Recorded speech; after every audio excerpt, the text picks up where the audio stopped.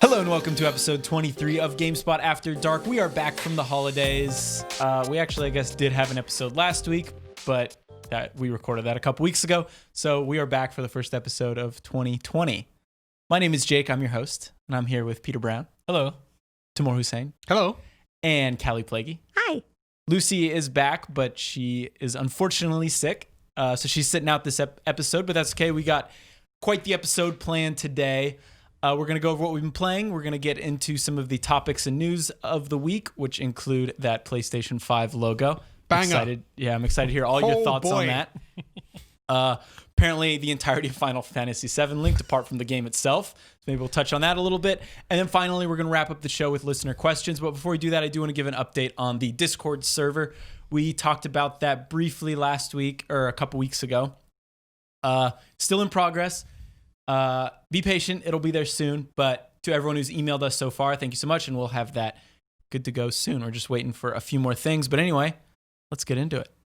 Peter Brown. Hi. How was your break? What'd you do? Yeah, it was very eventful. I spent 3 weeks abroad, 2 in Japan, 1 in Hong Kong. In Japan, I got engaged. Well, I should have ended with you because all of our stories are going to be like, yeah, we played video games. I got engaged to a video game. But yeah, I proposed to my girlfriend, and she said no at first because she didn't know what I was doing. We were in this.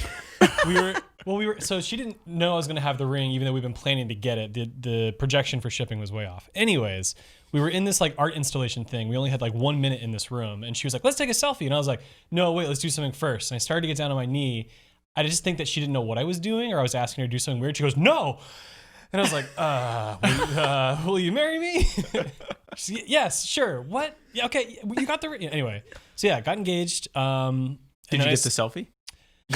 We did. I think I put it on social media, but it wasn't from inside that thing. Okay. I don't know. It's all a blur, man.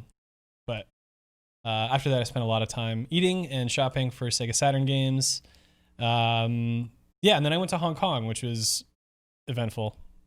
Have you been to Hong Kong before? A couple times, yeah. And I know some people there, and so it's always great to see them and hang out with them. But the protests, everything you're seeing in the news, like, it's all anyone can talk about for good reason. It's all over the place. It was kind of a trip just to, see dozens of cops in riot gear just in case, just hanging out, just in case something pops off. And it was always, like, oh, that place we were at earlier today? Oh, yeah, that's where the riots are right now. That kind of thing kept happening. So it's a city with a lot of problems, and that just really elevated, I think, it's the biggest challenges that its citizens are facing. So after that, came home. And now I'm back at work, and it's great to see y'all. Did you get any cool Sega Saturn games? Yeah. What'd you get? I think I bought close to 20 games, so there's a lot. But I was shopping for a lot of small stuff, so a lot of the basics I've ignored over the years. But I picked up some games that I wouldn't usually think of, like Alien Trilogy on Sega Saturn. It's a system that is often critiqued for not being great at 3D gaming relative to something like PlayStation. But first-person shooters actually have a lot of interesting stories on there, and a lot of them came from a studio called Lobotomy Software, but Alien Trilogy is different, and it's just interesting on its own. So, yeah, that was sort of an unexpected buy, but it wasn't too expensive. So, What other one did you get? One more worth Coolest mentioning. one. Coolest one. Oh, shit. Oh, I got the Sagata Sanshiro minigame collection. You guys all know Sagata Sanshiro, right? Of course. He's a famous Japanese actor who, during the Sega Saturn's lifespan, played like a karate master who would always like find people in situations who were like maybe sad or like failing to do something and help them train through Sega Saturn games. And he's a very serious, but really iconic character because of his attitude, and he was really funny. There's a collection of minigames on Saturn where you're just doing a lot of that outlandish training stuff from the commercials. So I actually never thought about buying that game. I saw it once in this trip, and I was like, oh, maybe, and I passed it up, and I was like, oh, damn it, and I missed it in Japan. Found it again in Hong Kong. Nice. So I picked it up. I was like, all right, this is fate telling me something. That's when you knew. Yeah. But when I was there, I also saw the Virtual On Twin Sticks, which, anyone know what those are? I know the Virtual On, but not the Twin Sticks. So Virtual On was normally paid, it's like tank controls, right? Yeah. So you have 2 sticks, and like you do this to turn, you strafe by moving both left and right, and they're like handheld flight yokes, basically. Those controllers go for like $90 on eBay pretty regularly, but I saw them on sale in Japan for like 20. Too big to bring back, but through a proxy service, I bought them on Yahoo Auctions, thinking they would be cheap there as well, for like $15. So that's coming tomorrow, I think. And Virtual On is a fun game, and I've never actually played it using the controller it was designed for, so I'm really excited about that. Yeah, I remember playing it and being like, I don't understand. I think you need those sticks to really get that feeling. Maybe, yeah. I gotta put my glasses back on. I cannot see y'all. So. Oh, what kind of game is it? It is it's like an arena mech combat game. Oh, okay. Yeah. I mean, it's not terribly ambitious, but it was like one of the first of its kind and has that great kind of like mid-90s Sega like attitude to it. And it's an iconic Sega Saturn game as well. Yeah. Good. Yeah. Hell yeah. That's just me. That's a great vacation. Yeah, it was pretty good. That sounds solid. A lot of variety there. Oh yeah, there's way more, but I don't want to bore people. Well, what did you guys do? I did nothing. Play a lot of Bloodborne? Not even that. Oh, really? Back, so I went see, back. on here it says you played Batman Arkham Origins. Thank you very much. Oh gosh. I went back to London for 3 weeks, and the next day I woke up and I was like, did I just dream that I moved to San Francisco? Like genuinely, I was like, did I dream that? And then like snapped out. I was like, oh shit, no, I'm back. It felt like I hadn't been gone at all. And I was like, I had like a list of stuff that I wanted to play and do and things I wanted to watch. And then I don't know what happened, but I did literally none of it. Like just sat around and wasted the days away. I played like a couple games here and there. Like Batman Arkham Origins is the only one that I played, like started it and then finished it in that break. And it was within the space of like 2 days. So like I've been playing I always play the Arkham series yearly almost. So, and Origins is always last, and it's a Christmas game. It's set during Christmas. So it makes perfect sense to put it during that era. Aren't like a lot of them set during Christmas, like the day before Christmas? Or? No, I don't think so. I thought there was one that was like the night before Christmas or something. Arkham Origins is Christmas. Yeah, it's the Christmas period. That Yeah, would be the one. yeah.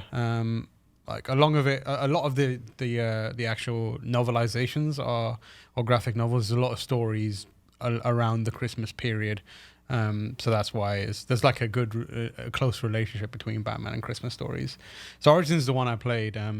I played City, Night, and Asylum earlier this year. And Origins is like, it holds up really, really well. I think that's like, it gets a lot of stick because like Night, when it came out, it had some issues with like bugs and stuff like that. But it's a fantastic game. It's got some amazing boss fights in it. That's the only one I haven't played. Oh, you should play it. It's so good. I was hoping there'd be like a decent mod community for it. Like updated visuals and textures and stuff, but no. People just making stupid Batman costumes. What's the best boss fight? You say there are a lot of good ones. So I really like the Deathstroke one.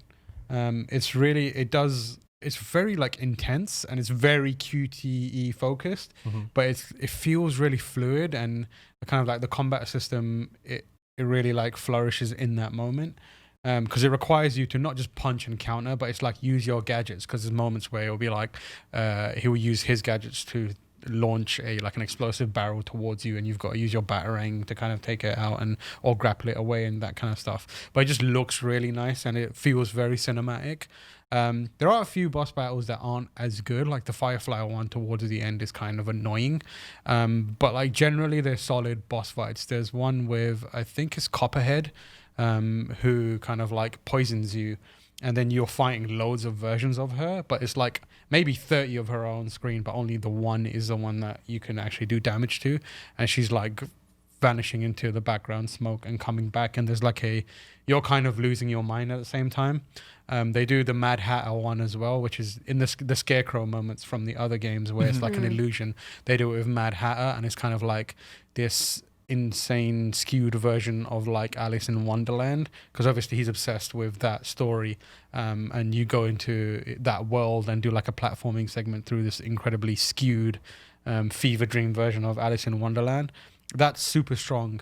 Nothing perhaps on the level of like Mr. Freeze in Arkham City, but still each one feels distinct, which is, it says a lot, because a lot of the characters that they use are kind of like almost C and B tier characters. It's not like, you do have Joker in there in some capacity, but a lot of the fights that you have are not super well known. You have one against the Electrocutioner, who is again like a C tier villain, and it's amazing because you fight him in the same arena as you fight Deathstroke a little earlier, but Electrocutioner is like a chump. So like he comes in and he's giving it the big one, and he's like, I'm gonna, because the whole story is like Black Mask has put out a hit on your head, so like a bunch of assassins are coming after you all on this one night, and he's the first you fight, and you literally kill him in one punch. Like he comes up and you're like bam, and you like dispose of him. Well, I mean, his name is kind of like the Electrocutioner. Yeah, he It's gets like, yeah, of course. he I can gets like kill you in one punch. absolutely treated like a chump in that game, which is exactly what it needs to be. It's like pitch perfect comedy, which is something that the rest of the games don't really do that much. They have fun with it a bit. So do you have a ranking of those games? Yeah, so mine is City, Asylum, Night, Origins. Okay. But they're all pretty good. Like, I think they're all essential games. Like, I think it's not controversial to say like, perhaps it is controversial. I think Night is much better than people remember it. It's another one like Origins that got wrapped up in the drama because the PC port of it was like atrocious. I and remember that kind of took over the discussion around Night, which is a shame because that was like a really, really interesting game. What they did with the Joker in that game, even the stuff around the Batmobile, I feel like it got treated worse than it actually was. Like there are moments where it forces you to use the Batmobile and use it in like a race car section, and that's where it kind of is. It falls apart slightly.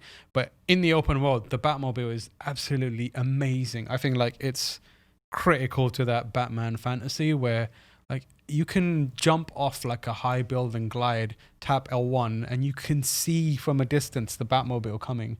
And you're just like, it's tracing its path to you. And then as you're touching down, you just go straight into it and carry on driving.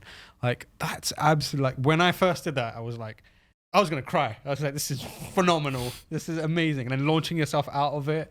I have that one video where it's like, a car comes, I put it on my YouTube, but like a car full of goons comes past, and like they try to run you over and they scream, one of them screams, you're going to be roadkill, Batman, and like it misses you, and then they come out at you, and like I fought them, and like as I was fighting the last one, I hit the Batmobile button and like did a punch and then just walked away, and as he was stumbling back from the punch, like the hit of the punch, the Batmobile came skidding around the corner, and anyone that gets too close to it, it shocks them and pushes them away. And like it came skidding around the corner and just hit him, shocked him, put him away, and I was like, that is the coolest thing a video game has ever done. So like I think Night is way better, and even narratively, it was the first one that Paul Dini wasn't involved in, and Paul Dini's like he wrote the animated series that everyone loves and is a well-known like beloved Batman writer. They didn't have them, so this was like internally written by Sefton Hill and a bunch of the team, and even still like it's a phenomenal story. I think it's a fantastic story and a really interesting way to kind of end that franchise. So I think Night is much better than people give it credit for. I hope that people have gone back to it since and like enjoyed it and given it a second chance, because I think it's phenomenal. But City's my favorite still. I enjoyed Night when I played it. I think the only thing I really didn't like about it at the time was that you had to collect all the Joker stats. Everyone felt this way. We had to collect all the Joker statues to get the real ending. And I started to do it, and it was like, I don't remember how many there were, but there were far too many for me to do. And I was like, I like this game, but I'm just going to Google the real ending of this. That's the silly. Joker Riddler stuff. That real ending is amazing though. Yeah, it is good. I love it. It's good. So I played that start to finish. Now I'm probably going to at some point in the next few months start all over. So I'll start playing Asylum again. I picked up Bloodstained while I was in the UK as well, because it was going cheap. My local Argos. On the Switch I bought it for, because I was hoping. What?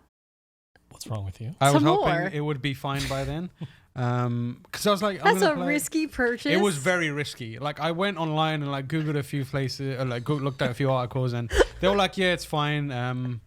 It is not fine. It is very much not. It's playable, But good You lord, gonna those return loading it? times. No, I've Oh still yeah, got it. because there's those sections of the map where you have to jump up, and then, yeah, and then oh if you my don't like, if God. you're not putting to the Yeah. left, you'll fall back down. So it's you jump up, loading screen, you get up, you fall back down, loading screen. Loading It's like no, like, That- what? Yeah, and like there's something about, and like I don't think it's a hard game. I think it's an annoying game. Ooh. A lot of the enemies are designed in a way where like the first time you encounter them, you're not sure what they're gonna do. Like there's no way for you to like observe and kind of like react. And oh, like here's a giant. There's like for example. So they don't have like animations that they do independent of you, like when you're in No, the they same all area? just stand there and they activate. So there's the first one I found like annoying was like there's this giant knight thing. So like it's just standing there. Like maybe they walk back and forth. Sure. And I was like, giant knight. I've played every Castlevania. My guess is raise the sword Right. and then like After a slam small it delay, down. yeah. My man went into a forward roll and like came at me and I was like, what? And like go I just fast. watched my life just go. I was like, all right, well now I'm dead. And like the last save point was pretty far away. The loading screen is well long. So every time I play that game, I have maybe like a 15-minute session until I die. And I'm like, I can't be bothered. I can't be asked. Like it's, I can on another platform. I bet you it's fine, but I still find the enemy design is kind of annoying. It's just like they've got every archetype from Symphony of the Night, Sure. just made it a bit more annoying. And like, there's a lot of stuff that I do like about it. Like the shard system seems like it's really interesting, and then we can come up with different combinations and stuff. But it's just like every time I'm playing it and like fighting against stuff, I'm just like, you're all annoying. Like you're kind of, and it looks.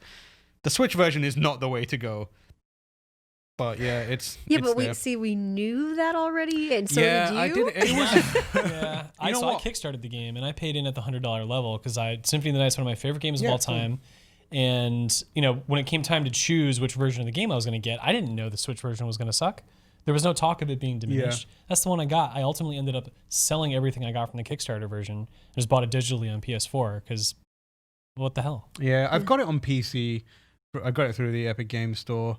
So I'll probably end up playing that. I bought the Switch one because it was like cheap enough that I was like, if at this price, even if it's shitty, like I'll just play it for a few hours and I'll get my fill of it and I'll be done with it. And I'll probably carry on playing it for a little while longer because I've seen enough people be like, oh, it's real good. The Giant Bomb guys love it.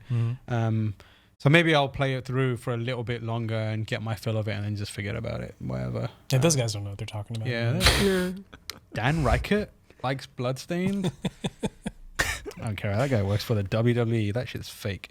I played I played a good amount of Bloodstained on PC and I enjoyed it, but it didn't pull me through for some reason. I think my favorite thing though was the shard system, like you were talking about, because you could do some wild Shard the shard system. I know what you were talking about, and I still heard it when you said it. Because you can do some pretty fun combinations and interesting ways to get rid of it. Like I remember the portraits that just fly around you that do Those are all constant damage. Kickstarter backers, which I learned later. And I was like, what? I know, you walk in and you see one of those pictures and you're just like, who? What? Excuse me? And then I started playing Rainbow Six Siege on PS4. Oh, welcome. Yeah. I was talking to Jake about this earlier. The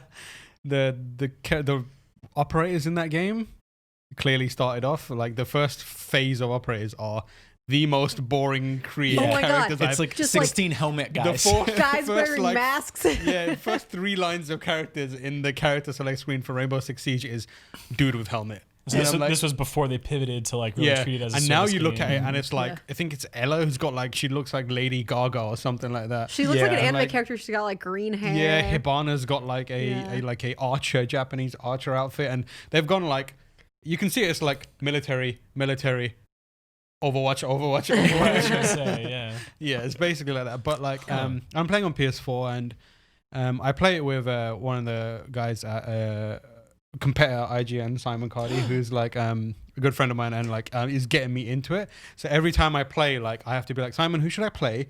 And he's like, pick this character, and he usually tells me Finka or Leon. Oh my His name? God! So I Don't play- even talk to me about Finka. When I think about Finka, I think about Matt Paget. Ugh, God. So he told me to pick those characters because they're relatively easy to use.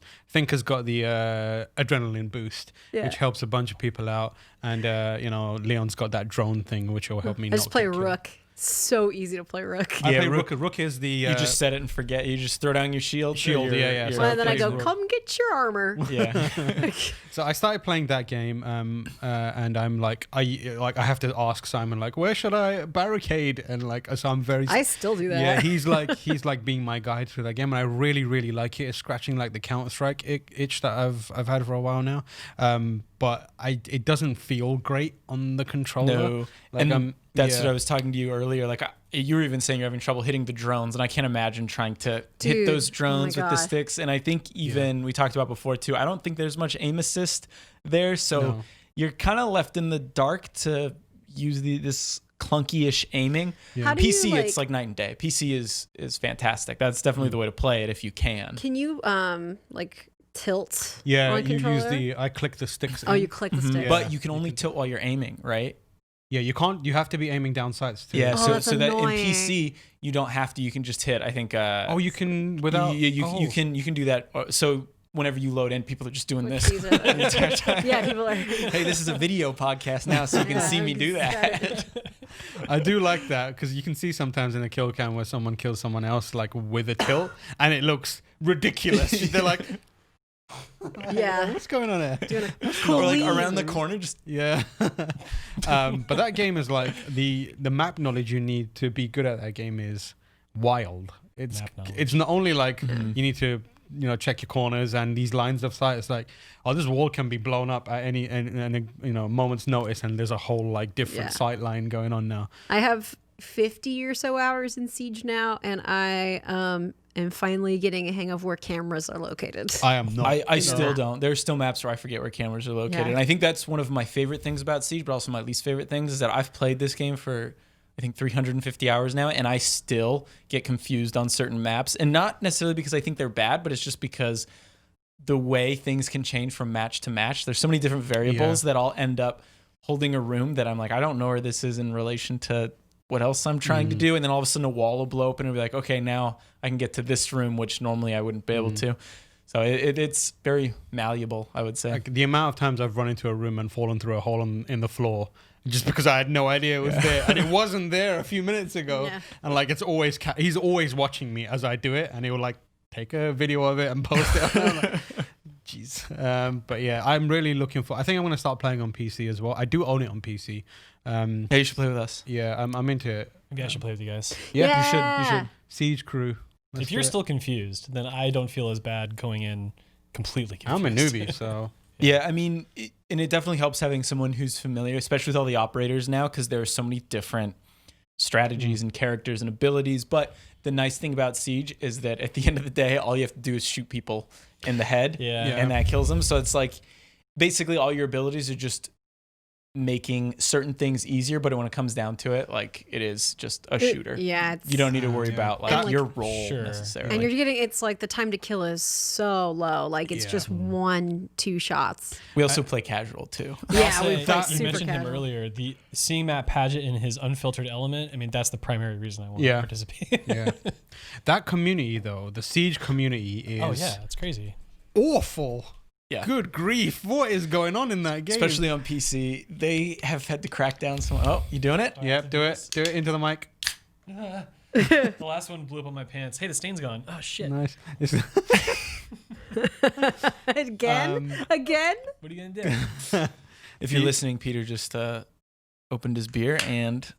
Oh, no, is it fine? It from spilling. It's fine. He's done it's it. fine. A little foamy. The whole like friendly fire system, it's wild. Like people, the amount of times I've loaded into a game and the like enemy teams or even people on my team have been like killing each other immediately, and you're like, why did you do that? It's insane. Like this isn't what you getting out of that. And so then you it's can like kill your teammates. Yeah, you can. So it's got this system where you can shoot someone, you kill someone, or they kill you. Then you get a message saying, "Do you think that was on purpose?" It's like, yes, that was on purpose. And then that person gets like a warning, and if they do it again, they get kicked or banned or something like that. So maybe they've updated PC sooner, and I haven't played PC in a while. But last time on PC, it was the first team kill is free. Like if you team kill someone, nothing will happen. It'll just warn you. If you do it again, it'll redirect and kill you. No, that's not Really? what happens. Yeah, on PCB. Well, actually, they may have changed it because I haven't played in a couple weeks.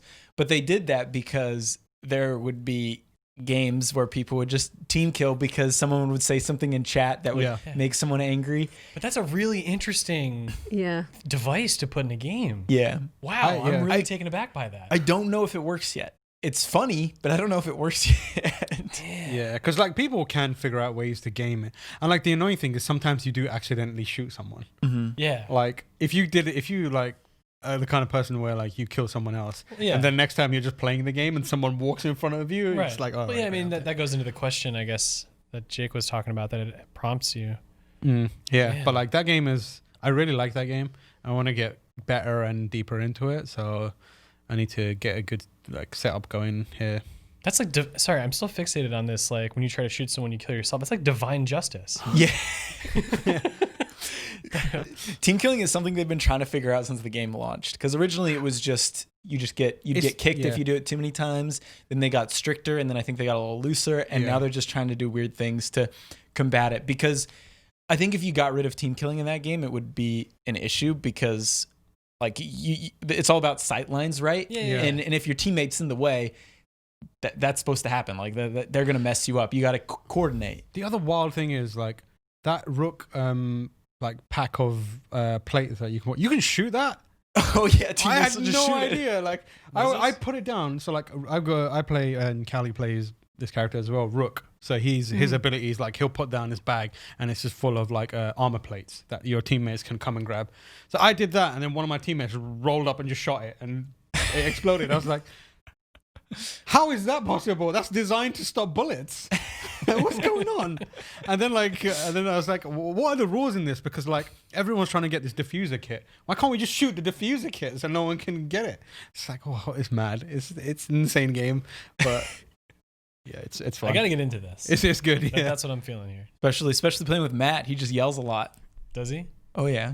About just he tries to play characters in the game. He role plays? Yeah, he role plays characters in the game. I knew that's where you were going. I've heard he's terrible at it as well. So. He is bad. It's like he either role plays characters or he talks about characters in the game beating him up. It's one of the two. Anyway, we're not going to dig any deeper into that though. Callie, what have you been playing? I did my first friendly Pokemon Sword and Shield tournament over the break. So some friends organized a monotype tournament, which is when you are assigned like a particular type, and you can only have a team made of Pokemon that are that type. And they can have two types, but one of them has to be the type you were assigned. I got assigned randomly electric, which I was not thrilled about. That is not. Boo. That is really bad defensive typing. You could just totally be decimated by one earthquake. So I was kind of nervous.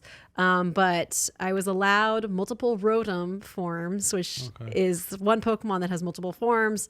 And that was just because the organizer was like, oh, electric actually doesn't have that many Pokemon in this Pokedex. And so I got eliminated by Jake in the first round. Jake beat me with Ghost, and else? I had you had had Gengar. poison. Or okay, yeah, I had poison, but I had Gengar because he's Ghost and poison. Yeah, he is.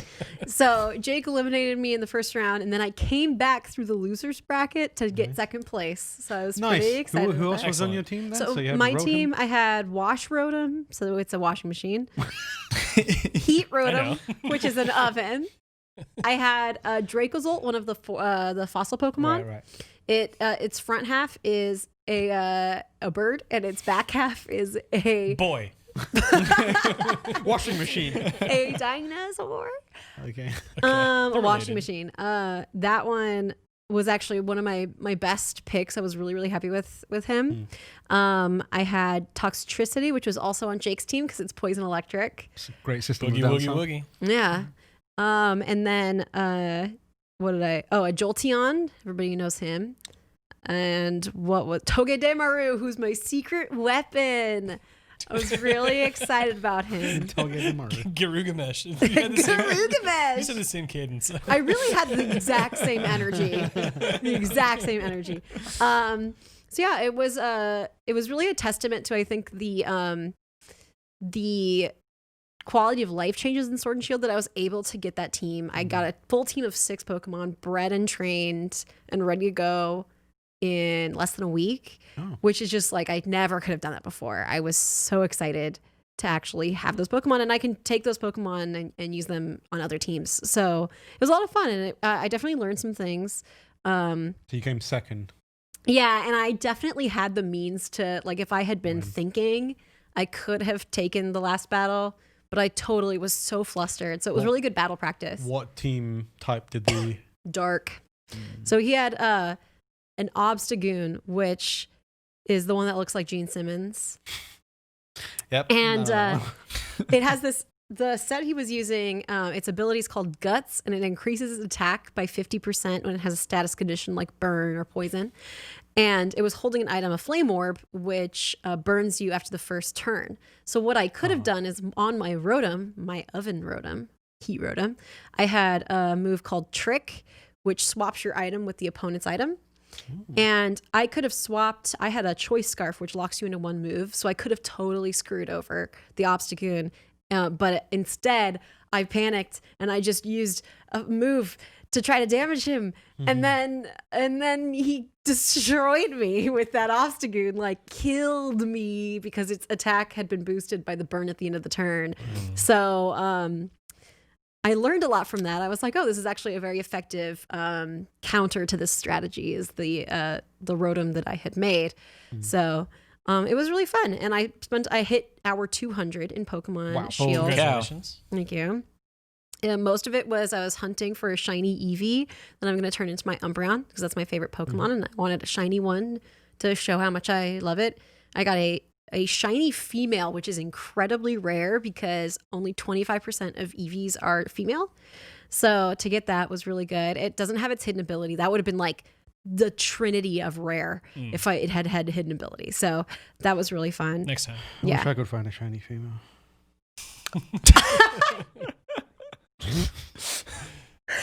So I did that, and then I also played a lot of Modern Warfare with my dad and my brother. They were really excited. They wanted to play with me so badly. They were like, do you want to play Spec Ops? And I was like, do I want to play Spec Ops? Well, I love you, so I guess I'll play. Oh, wow. You went with yes. I went with I yes. love you, so no. And Well, is so it my- apprehensive because it's wildly imbalanced, right? Or Yeah, super I difficult do. or I something do like not that? like that mode, Yeah. and this only solidified that mode is my brother. So my brother is so good at video games, like so good at shooters, Yeah. like stupidly good. So he just carried us through everything. But What he's was his username a while back again? Anus Pounder, Thank you. and now it is Orgasmo. I love my brother so much. And my dad was really excited because my dad's always like big Hold on. Your brother was playing video games at the same time as your dad using the username Anus Pounder. Yeah. No, he's using order. Well, my dad knew that his name was Anus Pounder, but he got reported allowed? on Xbox and he had to change it. But it was so funny setting up like crossplay because my brother plays on PC. That also helped us significantly. My dad's on Xbox and I'm on PS4. Right. So my dad, being like he's really into like new technology, was like super excited to try crossplay. Like he thought that was really cool. And so I had to be like to my brother, like, okay, give dad your username and then like the numbers. And he was like, it's Orgasmo. And we were like, how do you spell that? So my dad had to type in Orgasmo. And I was like, I have a normal name. Here's mine. But we played, and then we got tired of Spec Ops, and we played some multiplayer. And there's I tweeted about this, a shocking number of people. Maybe it's not shocking, but a ridiculous number of MAGA and Trump-related clan tags. Yeah. I played one match of multiplayer, and the first clan that I encountered was straight up a mega clan, and I was like, Yeah, there's a lot of MAGA and I'm a lot out. of Trump. Yeah, I've seen a lot of MAGA in Rocket League too lately. yeah. I'm wondering if it's trolling. But there's got to be Not on earnestness. PlayStation, you can't really change your username like that. Oh, on PlayStation. right. I imagine because on Call of Duty you can change your clan tag any second. I changed mine probably like 12 times over the break while I was playing to like Defoe and stuff like that. So I'm sure a lot of people are just trying to be funny and just trolling. But it stands I don't know, for Make maybe Atari some Games people Again. What's that? It stands for Make Atari Games again. That's the new canon. Can you explain how that breaks down to the acronym? That's not one letter per word. MAGA. Oh, that is 4 words. Excuse me. Wait, make Atari great Made me feel again? dumb for a Make second. Games again. I'm Oh, done. make Atari games again. Yeah. I don't know. My Oh, brain skipped a beat. wow. We all just, that did not work on us. We can't spell. That's not even spelling. It's thinking. It's abstract thinking. Yeah. So I played a lot of Modern Warfare with Matt. Hold on, where did you come in the Pokemon tournament? Oh, what? Last? No. Second to last? You're You'll second get to last. there. Second to last? Yeah, but There was only 4 people. It wasn't like a big there tournament. weren't many people, but I had a poison team. There's only 4 people and you still came last. He didn't come last. Second to last. Fourth Because and I won my first. first game, which I think Was means- against me. Yeah. Came in 4th place, we can say. Yeah. 4th place at least. Okay. Couldn't have gotten any lower I than that. placed. You did place Um, because there were only 4 of us, but it was still fun. If you ain't first, you're cool. last, though. Sweet. Oh. Fine.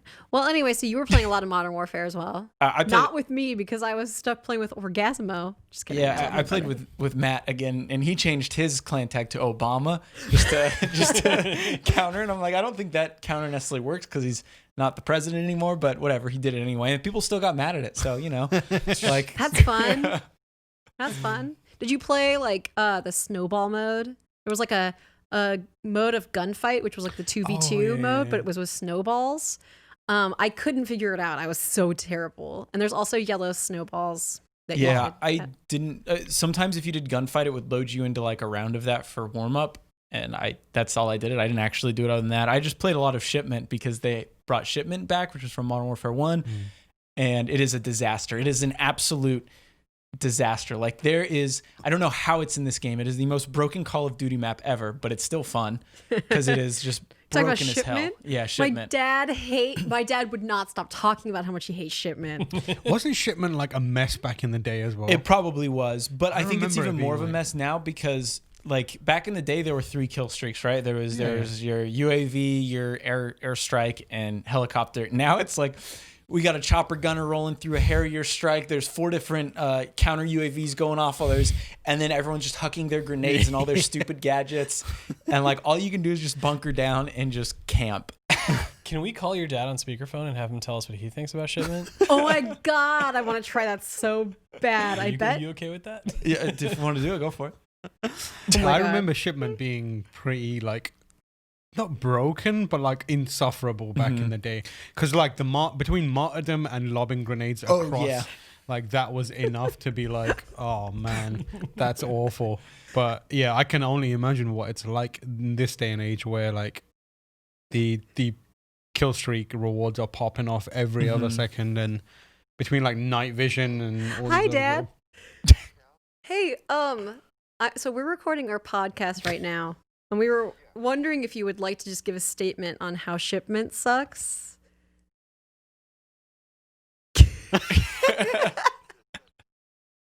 Yeah, I'm gonna put you on speakerphone. Just give me 1 second. We're talking about Modern Warfare, and you hate Shipment, and we just want it on record. Shipment. Why? Why do you hate? Why? Yeah. It's too small. Anything else? So just, you could just spawn with, pull the trigger, and that you have equal chance of killing somebody as if you actually played the game. That's fair. That sounds bad. Yeah, it's bad. What is your favorite Call of Duty map of all time? Of all time? Let's see. I guess, Crash. Oh. I guess you gotta say Crash is the best one. Nice. That's a pretty good pick. I Damn. like it. Awesome. Thank You you. guys like Crash too? Yeah, you're welcome. Thank you for being a special guest on our podcast today, Dad. Alrighty. I love Okay. you. I'm sorry to bother you. No problem. You're not bothering me. Love you too. Bye. Bye. You heard it If from I had Rick phoned my dad, he would have been Rick, like, I'm gonna guess quit Bill." playing video games. Yeah. Stop wasting your time. But yeah, I played a lot of Modern Warfare. I think it's one of my. I don't know. I've played this Call of Duty more than I have probably the last 5 Call of Duties combined, if that says anything. So I've been enjoying it, and they did actually add Crash to it, which is interesting because they added like some really great Modern Warfare 1 maps to it, and then they added Shipment too because they were like, Fuck it. Let's just put it in there. I forgot the name of it. What's the one that's like in the fake like block of suburban the Soviet block? No, it's just like Nuketown? No, was it Nuketown? It's like two houses opposite and Nuketown. Yeah. Yeah. Is that back yet? No, because I like Nuketown. that's a Treyarch. They put that all the Treyarch Call of Duties. Treyarch. Whatever. I don't. Please meet my friend Treyarch. Treyarch. Hello. My name's What Trey. Treyarch sound like? But yeah, that usually shows up in like the Black Ops games and stuff like That's that. a shame. They still got that turf war going on between. I would have been like, let's just put all of them in together now at this point. But Yeah. that's a shame. But anyway. Anyway, you and I both played some Temtem too. Oh yeah, the Temtem Alpha. Mm-hmm. That was interesting. So first of all, the music is just Pokemon music. It sounds very familiar. Slightly remixed. But it does have some ideas. I did want to talk about this because it has some ideas that I think Pokemon could really, like, they should take notes or they could steal it. And one of those was if you're playing either by yourself or with a friend, like if you're playing with a friend, so Jake and I have been like grouped up, I'll send out one Temtem and he'll send out another Temtem, and we'll have like, it's like a double battle in Pokemon. I keep wanting to call them Pokemon, by the way. It's really hard to call them Temtem. But there's like certain moves that are more effective if your partner is like a certain type. And it's really, really cool. It's just like a clever way to encourage like It's kind of like Fire Emblem in a way, right? Yeah, the way you would line up on the field next to someone. Yeah. And I just think it's really clever. There's nothing quite like that. Like obviously Pokemon has double battles. That's how the competitive scene is played, and having like some synergy on the field is important. And there's moves that can affect, like there's a move Helping Hand, which like increases the power of your partner's move. But there's nothing like this where like the move is increased in power because of the type that your partner is. And I think that's really interesting. It is also really cool to battle alongside somebody. That's something that people have been asking for in Pokemon forever.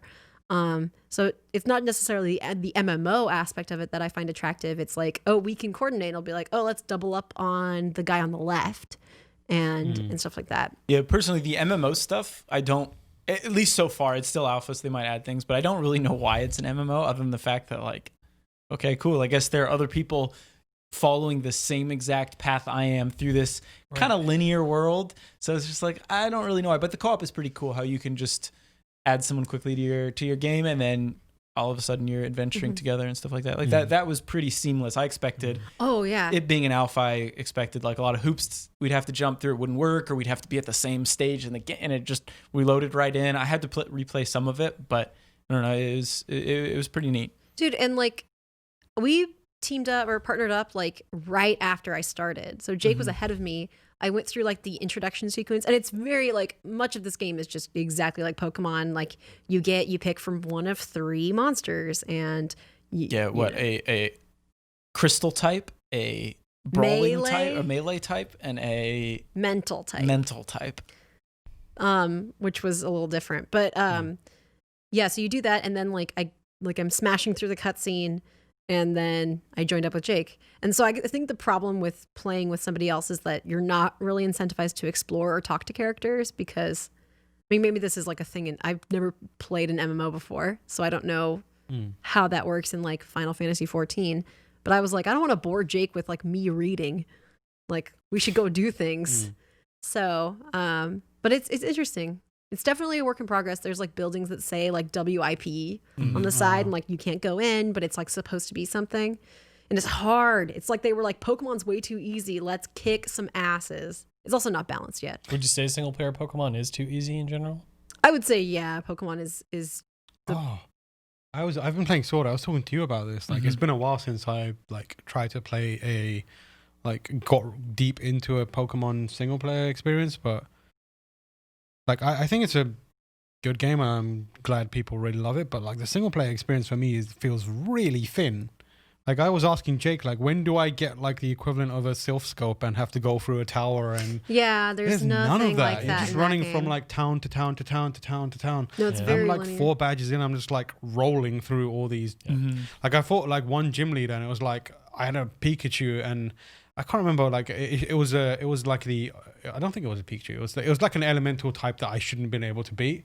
And I was just like it Gigantamax, and I was like, well, I'm just gonna ignore everything that you've just done and see if I can just roll through you. I think it was a Pikachu. I just destroyed the Gigantamax version of this Pokemon with my tiny Pokemon, and I was like, that's not challenging. And it's just like run to the next town, and there's no like caves or towers or anything like that. So I was very surprised. Like I didn't know that stuff had been like removed from the game. Well, that was kind of one of the interesting things about Let's Go is that it brought that world back from Generation 1. So it did have a lot of the stuff that newer games are missing. Like Rock Tunnel, for instance, is like a maze that takes a while to get through, and then the Sylph Scope and stuff like that. Like there are dungeons more or less in that game, which they didn't have in the last one really, in Sun and Moon.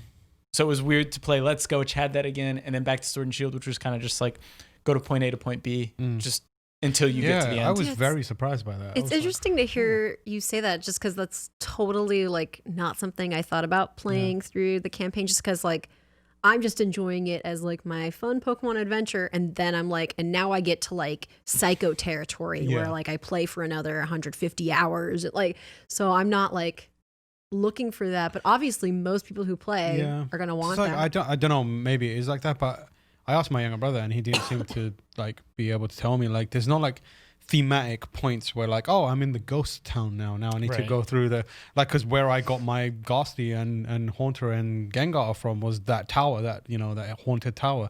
So I was like, where's the haunted tower equivalent in this game so I can get my Gengar or my Haunter or Ghastly and I can evolve it? And he was like, no, there's nothing. I was like, what? Yeah, I've kind of forgotten that was a thing. Yeah, it's and like that's one of the reasons now that we're all talking about it. Like I fell in love with the original games. Yeah.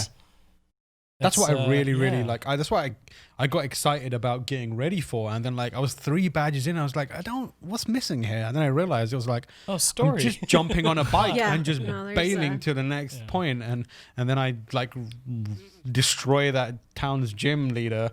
And then 2 rivals come up and they're like, hey, I'm going to kick your ass. And I was like, no, you're not. Yeah. No, I hate this. I totally agree. Like I think there's plenty to enjoy outside of that. Like I think the wild area is super strong, and exploring the wild area is such a strong incentive.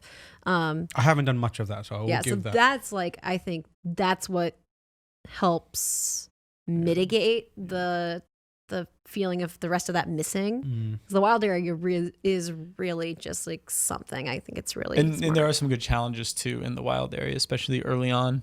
Well, early on they're very easy, but then when you get the raids like halfway Snorlax? through the game and you're getting like 3 or 4 star raids, and you have, or 4 or 5 star raids, and you've got like level 50 Pokemon, then it's like, all right, this is gonna be really tough. You need like 4 human people to take down a Snorlax. Yeah, I guess like I like the battling element of it, but I feel like I need like there's the puzzle solving element or like the exploration, because like there's that one Team Rocket tower where you're pulling switches to try and get through my it. God. Or the ice that you're sliding and trying to find the perfect path. I used to love that. I loved the ice stuff. Yeah, and like doing that alongside battling, you know, Team Rocket goons or whoever, rival trainers, like that's what was the texture for me alongside the battles, because like I don't play competitively, and I don't even like, I won't pretend to understand like the intricacies of competitive Pokemon in the same way that you do. So like without that element of it, the game just feels very thin to me. Like I roll up and I'm like, oh, here's a water Pokemon, electric shock that until it's dead, and then I move on. Like there's no nuance to my style whatsoever. I'm just using the most powerful move I have over and over again until it's dead. So like it feels like mechanically like a regression. You gotta to me, do the wild area. I think you'll enjoy that. Yeah, so that's what I'll dig into. Does that have like themed areas where it's like So there's a different ghost areas. part There's a ghost area. Okay. There's even a ghost tower. You can't go in it, but there's a It's tower for that's something. I surrounded by googled ghosts. it, but it's never activated. I think it's something that'll be activated later. Maybe tomorrow. Ooh. Oh yeah. We can. That's a great segue if we want to talk about. That's smooth. Yeah. Well, I mean, tomorrow there's going to be a Pokemon Direct. However, if you're listening to this on Friday or watching this on Friday, it's already happened. So we figured. Can't believe they opened the ghost tower. Wow. So we figured the way to do this would be Callie and I and you guys. We can try to predict what we're going to see tomorrow, And and you you guys can can have tell fun. us how wrong we are. You can have fun listening to how wrong we are. Actually, I'm usually extremely right about Pokemon predictions. So why don't we just do Here we your go. prediction, because I have no idea what I'm even going to, other than like some obvious stuff. So my prediction, this was actually my official 2020 prediction for GameSpot as well, was that they're going to continue to support Pokemon Sword and Shield with like DLC content, including, I believe that they're going to add more Pokemon to the game. Like that is, so in addition to the 30 some Pokemon that were data mined as 34 is what I saw before the podcast. Nice. I was doing some research. doing some homework. There are Pokemon that were data mined and like they're able to be in the game, but aren't in the game. So that includes like Bulbasaur and Squirtle. Because why just Charmander? Yeah. So Incineroar. Why don't they have Gang Leader Squirrel yet? It's insane to me that they don't have Gang I Leader. know, right? Just put the glasses on the squirrel. It's so offensive. easy. So I think they're going to, in addition to those Pokemon being brought to the game when Pokemon Home comes out, I think there's going to be more Pokemon added to the game as part of kind of a rollout. Part of the reason I think that is because there are unused raid dens in the wild area that don't like do anything or like don't have like special, as far as I know, according to Joe Merrick from Cerebi. So that's like my big prediction, is that they're going to announce like upcoming content for Sword and Shield. And then I also think that we're going to hear more about Pokemon Home.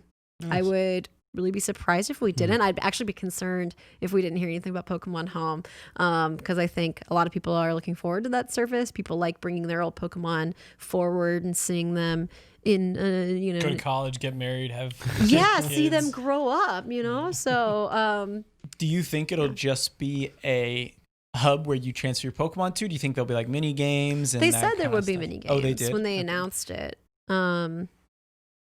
So yeah, I mean, I hope so, especially because there are undoubtedly Pokemon that aren't going to be transferable to Sword and Shield.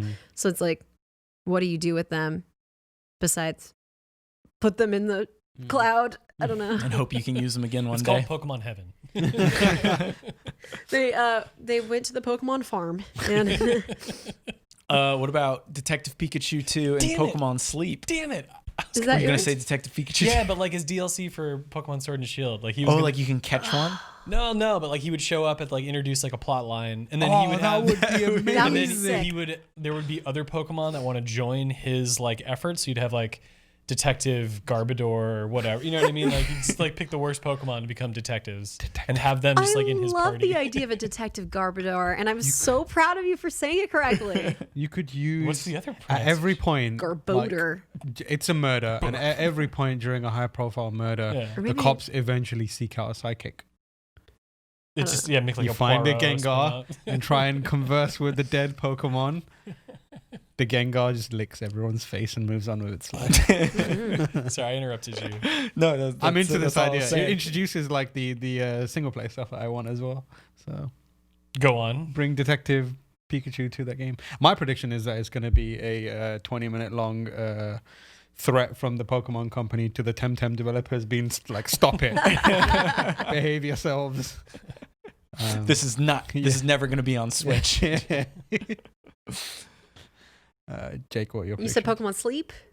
Well, I mean, do you think they'll talk about Pokemon Sleep? Probably, maybe. Maybe. I don't know. Do we know anything about that? It tracks your sleep and gives you rewards in Pokemon Go. I don't Gives you know. Pokemon dreams. Yeah. I'm already there.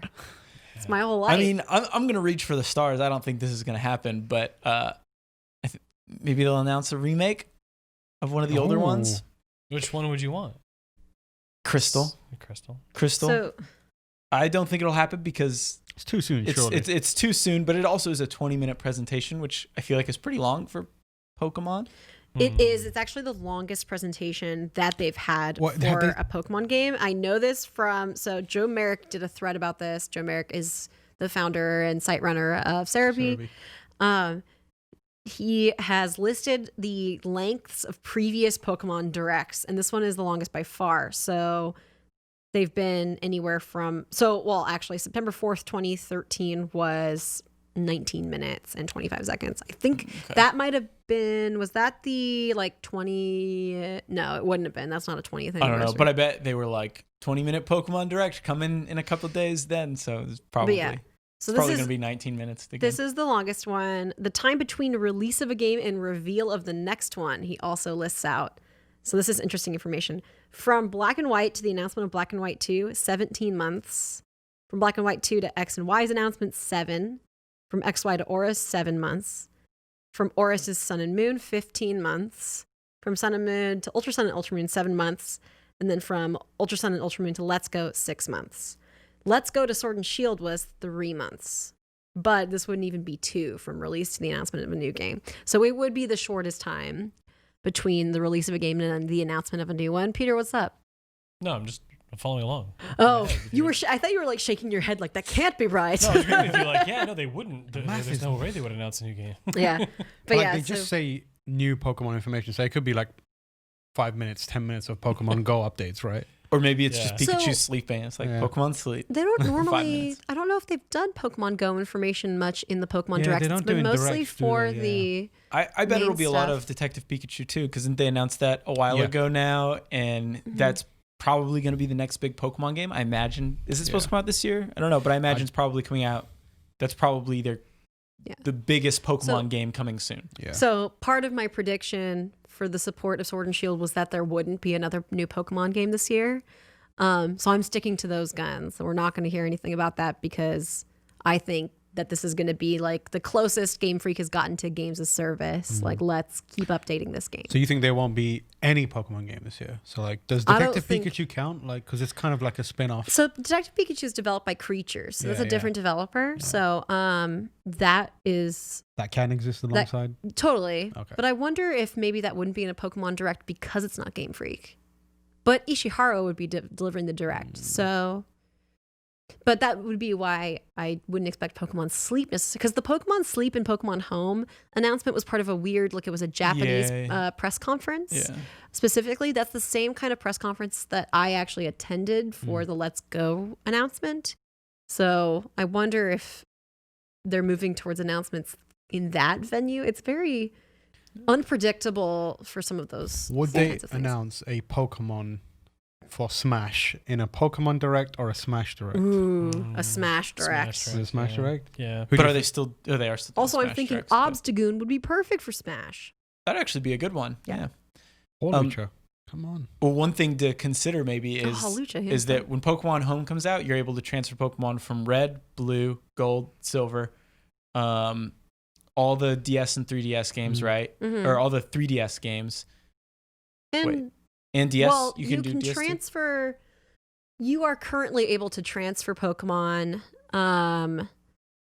from your Game Boy Advance games, so Ruby and Sapphire, up through to Pokemon Bank and then to Okay. Pokemon Home. Hmm. The only games where your Pokemon are locked would be the original Game Boy Right. Okay. ones.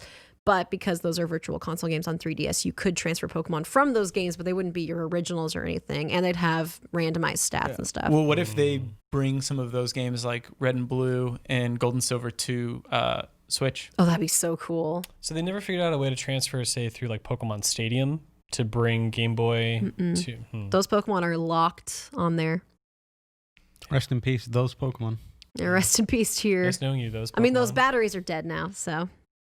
Well, anyway, They're this all has in been Pokemon heaven. this has been quite the Pokemon Yeah, episode, but we got to move on here. A big thing that happened this week was the PS5 logo was shown off. And what a piece of graphic design it is. Yeah, I mean, I don't think anyone saw this coming, right?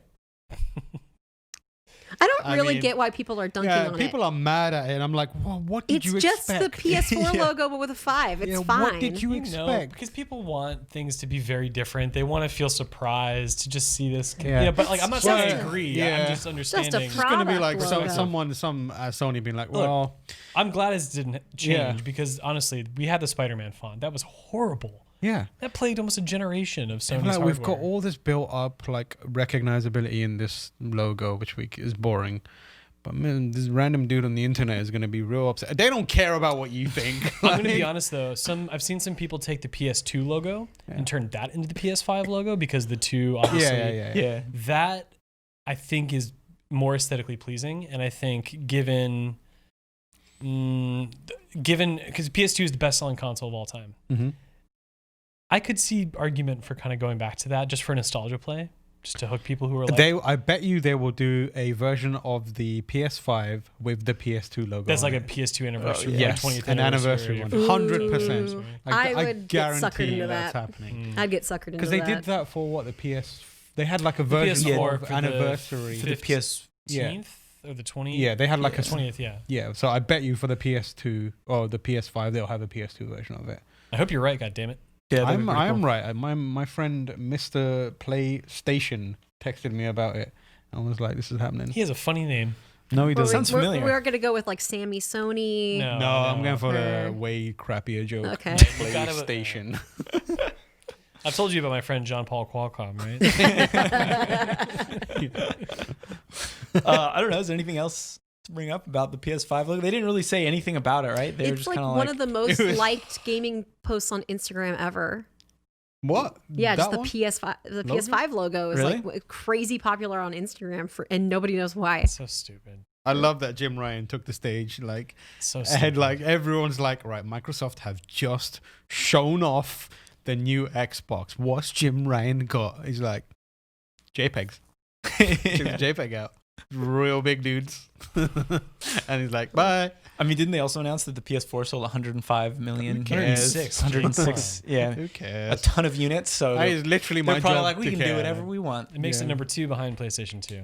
That's the whole thing. How many did PlayStation? 150 million. 150. Oh, Which is a ton. It's a lot. Mhm. It's 150 million. It's not a ton. It's more money than I have. You what? It's units, I thought.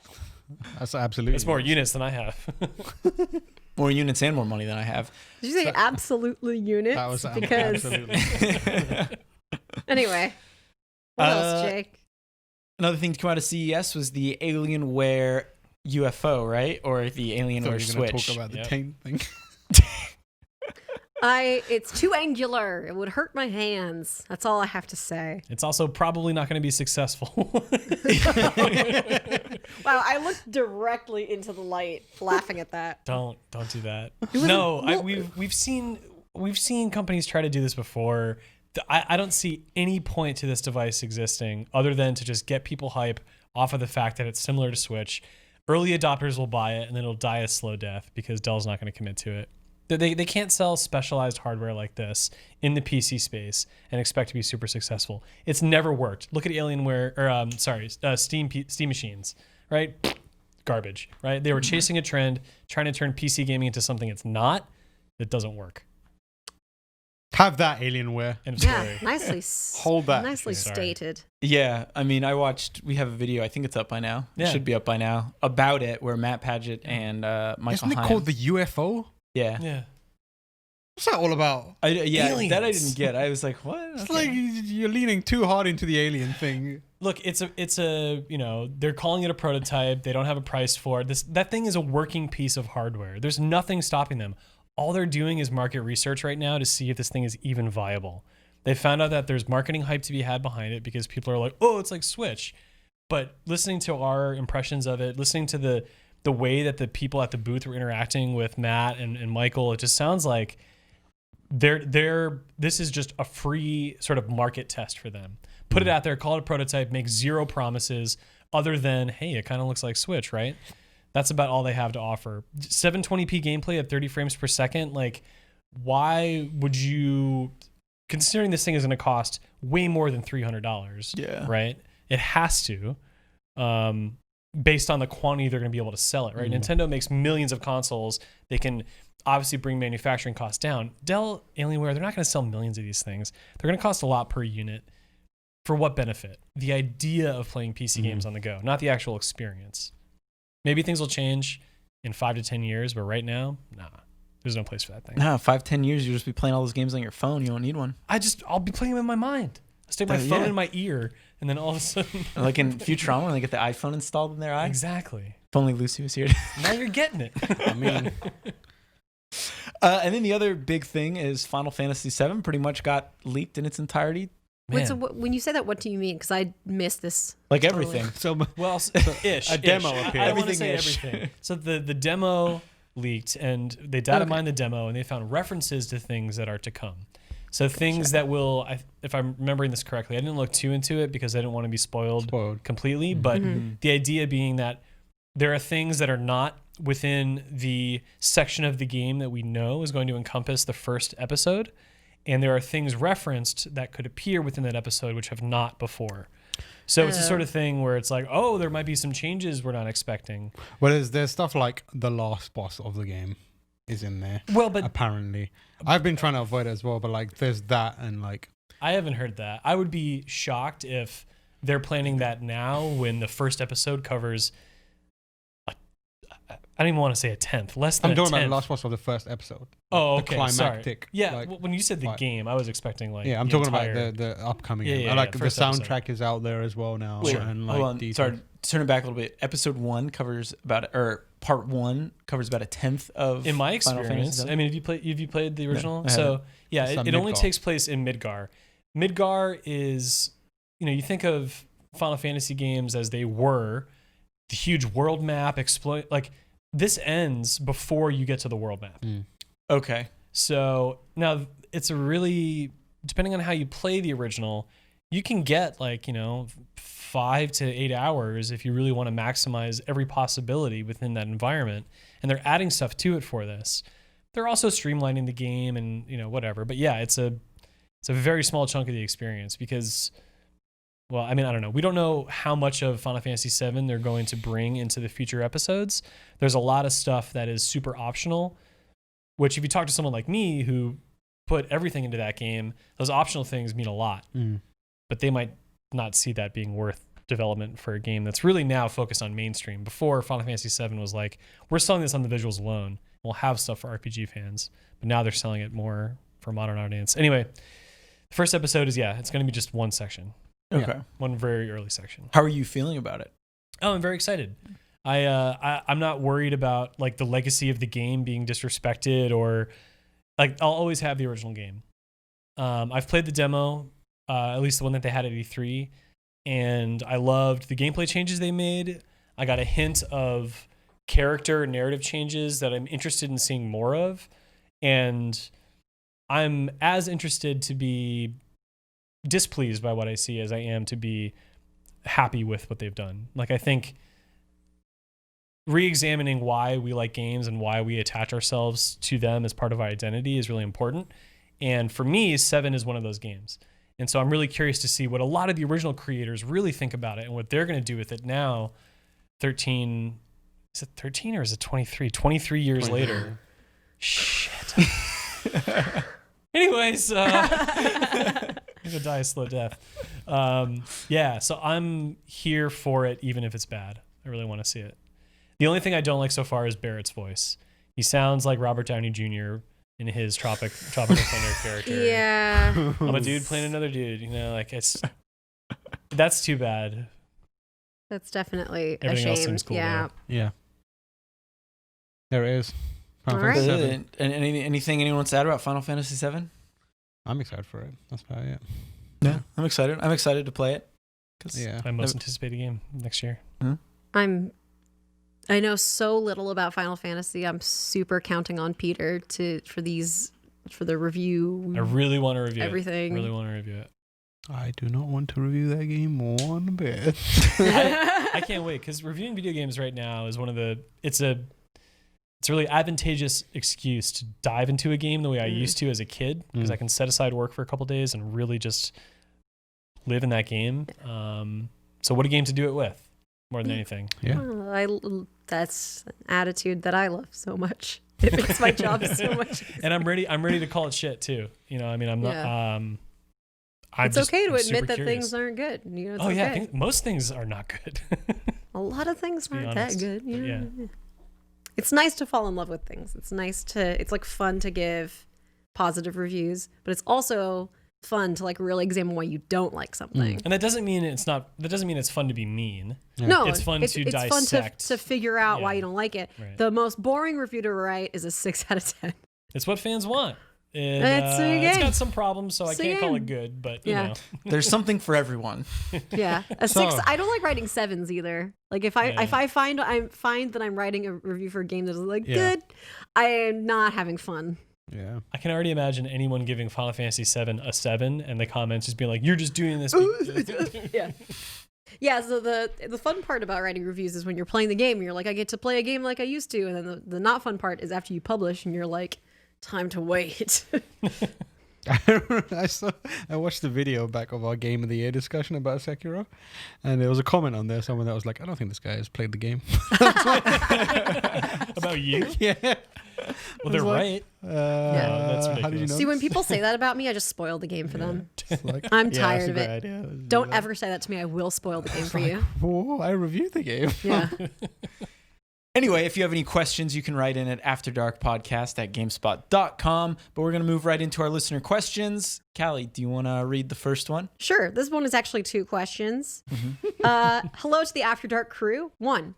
So you guys like gaming, but what else do you guys enjoy doing as much as gaming? What are some of your other hobbies in life? Does Jake love to cook? Is Lucy the most avid stamp collector? What about Michael? Is he big into knitting? Love that.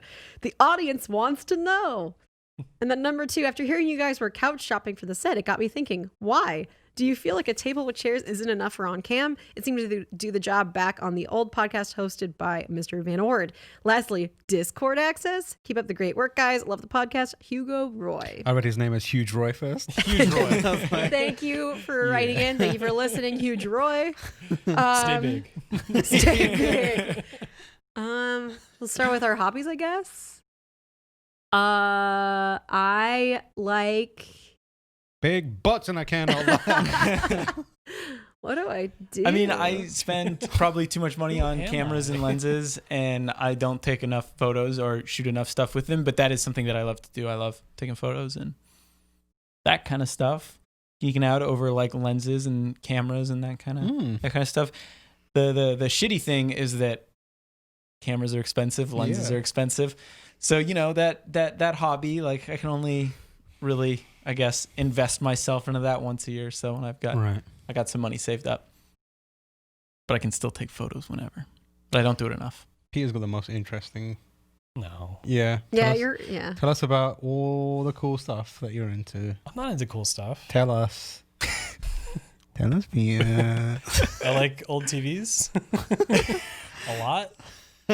I collect and use old Sony like monitors that were used in like production and broadcast environments, and then I modify old consoles based on technology developed by the incredibly talented and generous retro gaming community to improve the video output of these old systems and play them on these monitors that are way higher quality than any CRT we all could have bought like for our home. So yeah, I like to tinker and get new things out of old systems and justify trying to just hold on desperately to my youth. I'm really into Katsuhiro Otomo, the artist behind Akira and a lot of other things. And I like to collect things that he has made. And I have a cat who's pretty all right. It's a great cat. Pretty good cat. Yeah, those are my hobbies, I guess. Yeah. I don't really, what do I have outside of video games? Anime is good. Vaping's all right. Yeah, anime is Yeah, good. you like vaping? Less so these days because it's so hard to get in San Francisco. Yeah, but Vape responsible. yeah, you vape responsibly. Yeah, you can't do an R with that. Almost. I can kind of see it if I squint. Yeah, that would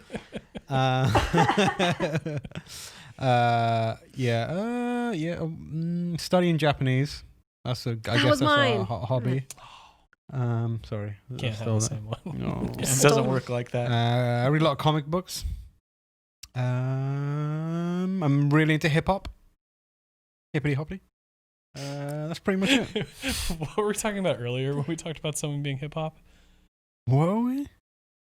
Huh? I cannot remember. That might have been a Kurt conversation with Kurt. A conversation you had with your best friend Kurt. Yes, who texted me during this? That's my other hobby is Talking to Kurt. Sorry, Stephanie. Yeah, maybe it's the most boring normal stuff. Pretty much it. I also like studying Japanese. I'm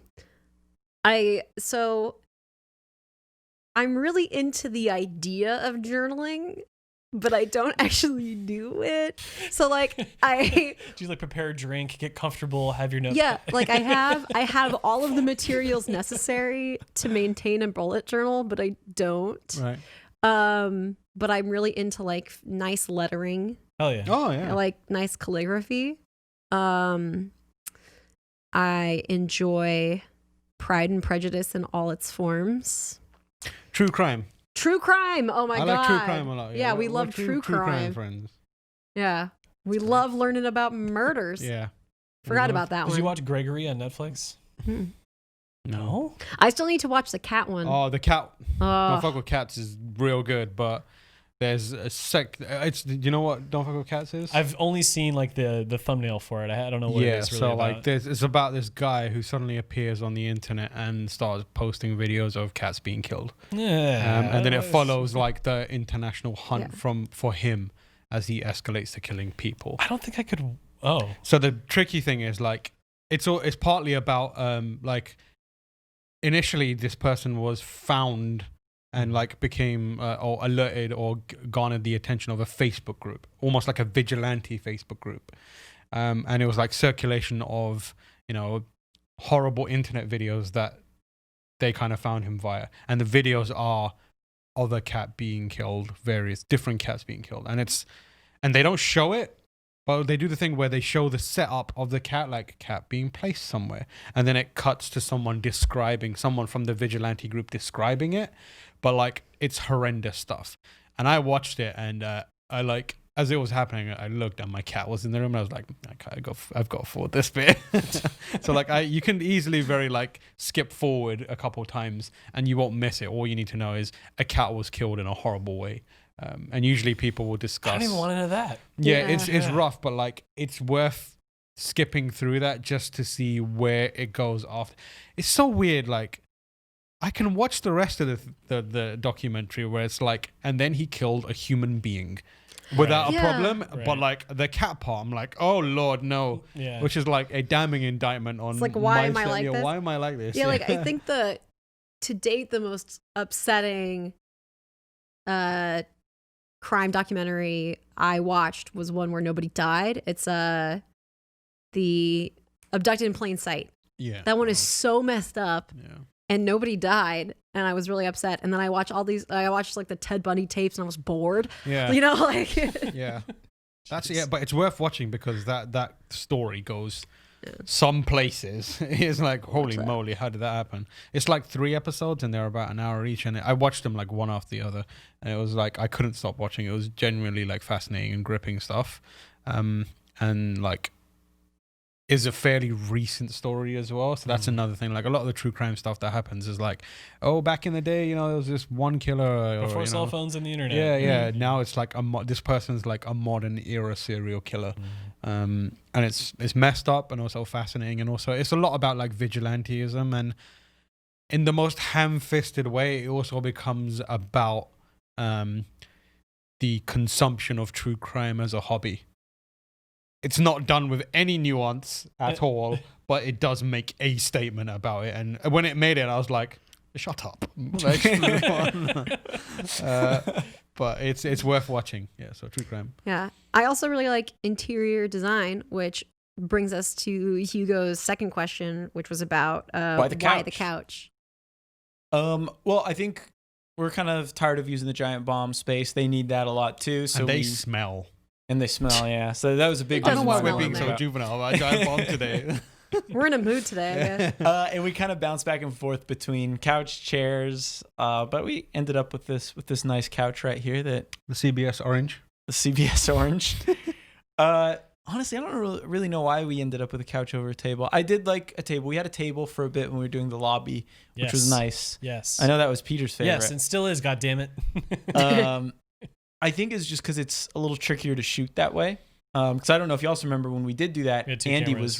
was Andy, Yeah. and then I think Richard was doing roaming camera for it. It felt like a more natural conversation sort of thing because I think, I don't know.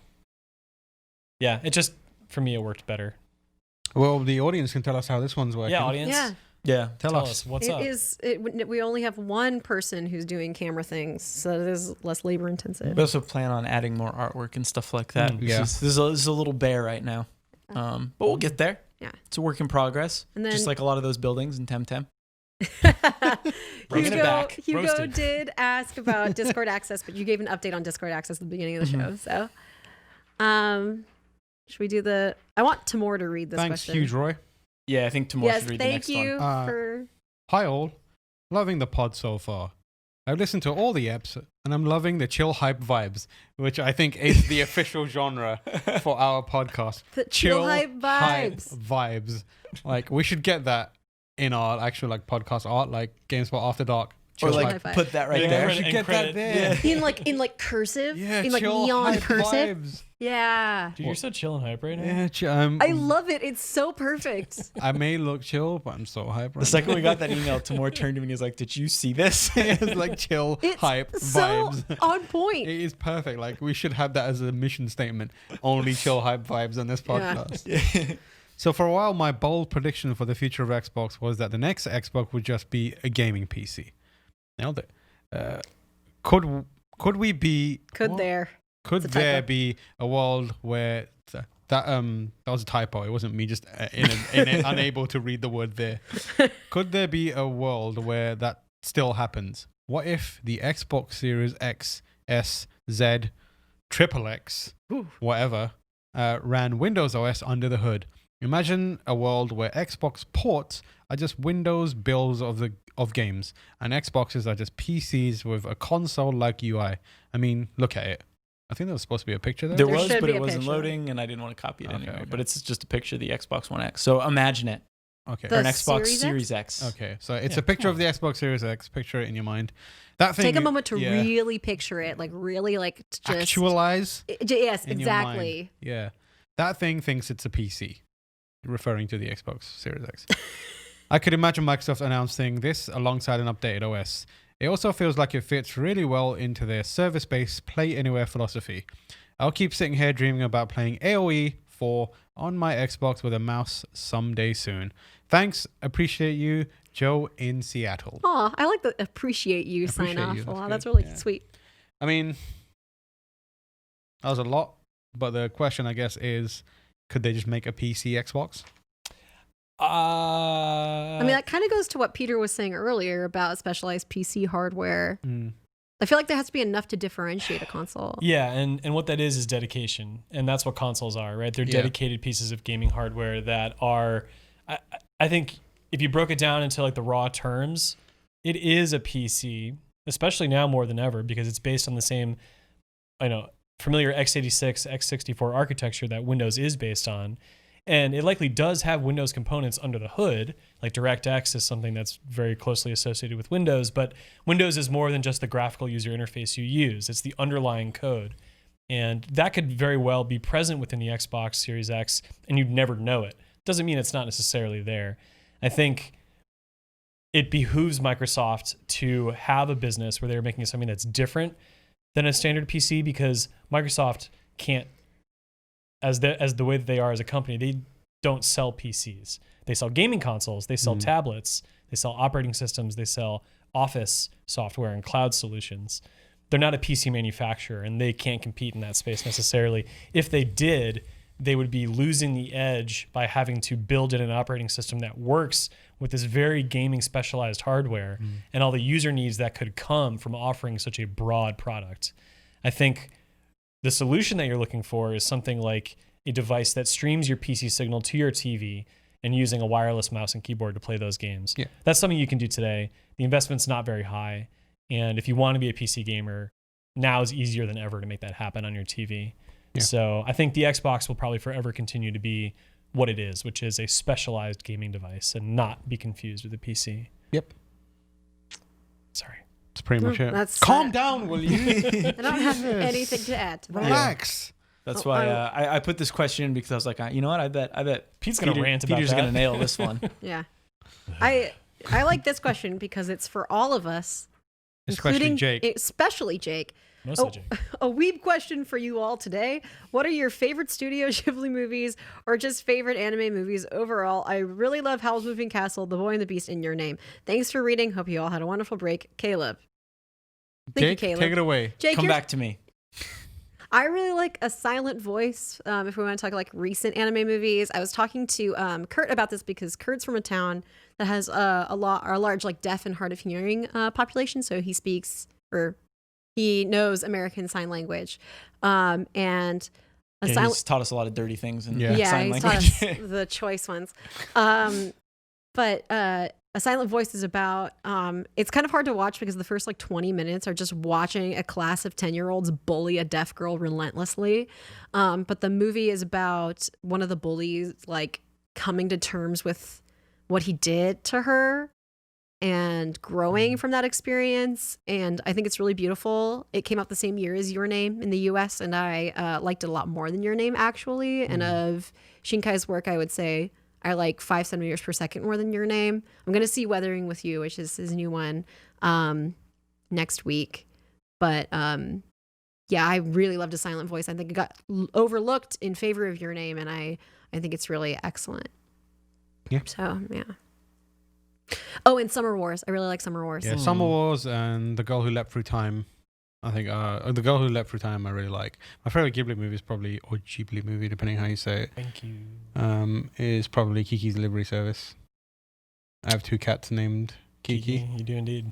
So can you explain everybody how your cats' names work? Because together they collectively are Kiki, right? They are Kiki, yeah. Yeah. There's Kiki-san, who's the older and mother of Kiki-chan. Oh, So we just call them Kiki, and they both respond, and they come at. So it's like, they're not gonna give you different names. You both, you know, march the same name. So we just call them Kiki-san and Kiki-chan. Yeah. Not named after the cat in the movie though, Right. which is weird. But it was just the movie that I was watching when we got the cat. That was like, well, Aw. you're gonna be called Kiki now. But obviously, My Neighbor Totoro is great, and all the other Ghibli movies. Princess Mononoke. Yep. For a lot of reasons, I don't necessarily think they need to be described, but I will give a shout out to My Neighbors, the Yamadas, which is a product of not Miyazaki, but Takao Isahata. If I'm getting his name correctly. I hope I am. that's right, yeah. He's sort of one of the other creators, like who also worked on like Grave of the Fireflies and stuff like that under the Ghibli banner. And My Neighbor, the Yamadas are a bunch of shorts of like a family of Japanese people, like 3 generations, very slice of life, very kind of loosely illustrated with very comical, heartfelt scenes that just kind of work and are very self-contained. And it's easy to just watch all of them. I forget how many there are, but there are a ton. It's really good. Well, I've only seen Princess Mononoke and Spirited Away, so I guess Spirited Away. I like Ghost in the Shell too. That's not a Studio Ghibli Well, movie. the original movie or standalone complex or what? The original movie Yeah. is the only one I've seen, so I don't I would. A lot of people are going to disagree with me, but I think that's the only one you kind of have to see. really. I think so. Well, cool. It depends That's on- all I've yeah, seen. I mean, Yeah. I would agree with that. I think. Yeah. I just double checked the name of it. There's also a movie called Sword of the Stranger, which I love quite a lot. Masahiro Ando film. Animation by Bones. Oh, I can't believe I didn't say Akira. I thought you were Akira? just leaving that out. No, you didn't say Yeah, I it. thought it was Yeah. like Yeah, I obvious. thought it was that obvious. guess so. How do we feel about Tokyo Godfathers? Do you like Oh, very, very Tokyo good. Godfathers? I love Satoshi Kon's stuff. I think anime would be so different today if he was Yeah. still alive. Mm-hmm. Him and Shinkai, like because they would be the two Oh, kind yeah. of leading the charge in terms of anime cinema, and they're very, very different in what they do. But Jake's pretending like he doesn't like anime, and he does. I'm just pretending like I mean I don't know. I don't know. Have you seen have you Cowboy seen Bebop? Tokyo Godfather? I haven't seen either of those. You should watch You should definitely watch Perfect Blue. I think you'd really like Perfect Blue. Perfect Blue. Millennium Actress is good. Pretty much anything Satoshi Kon has ever done Yeah. is just a masterpiece. Have you seen Paranoia? I was gonna Agent? say Paranoia Agent. I don't know. Like that one to me doesn't feel as essential. But Yeah, I like I feel like I Paranoia. wouldn't start with like Paprika. No, but Perfect Blue. I mean, as a film nerd, I think Perfect Blue would just you would fall in love with that movie. I'm really enjoying Perfect Blue Bamboozling. makes me think of Big Blue, which makes me think of Big Blue. Bear in a Big Blue House. no. Captain No. Falcon? Yeah, Captain Falcon. Is that the song?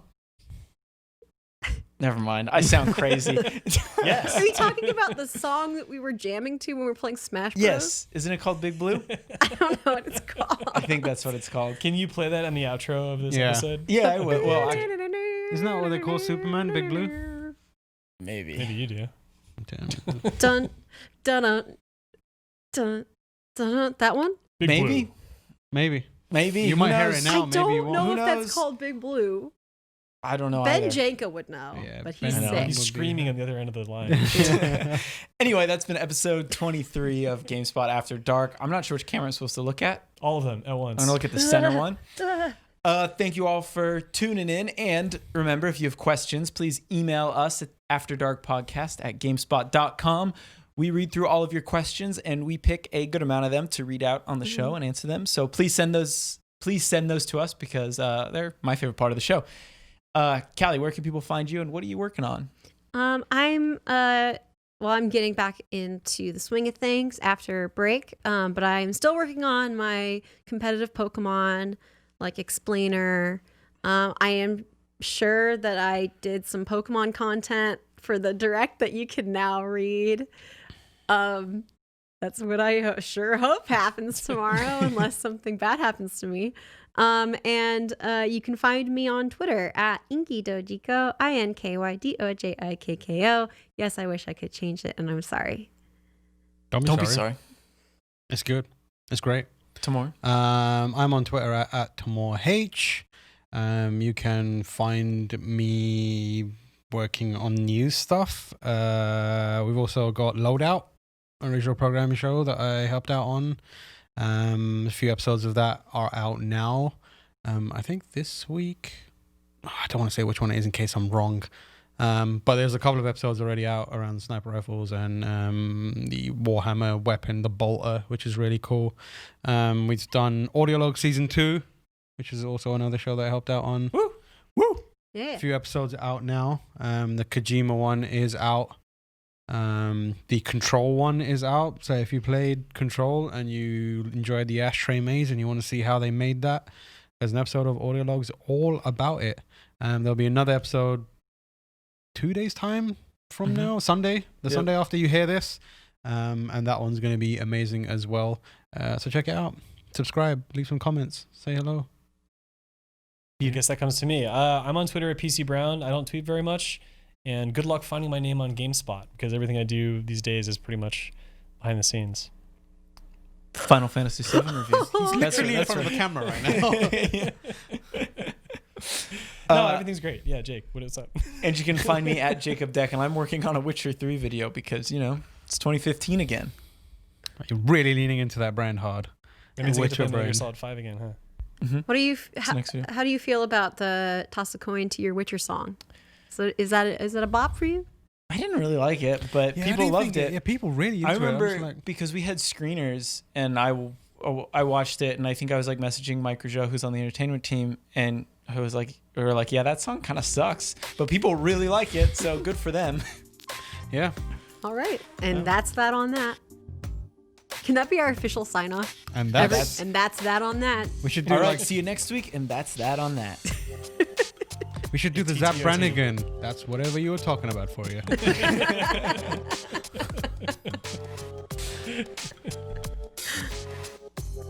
Bye. Can I Cool. be now? Is that- Yeah, you-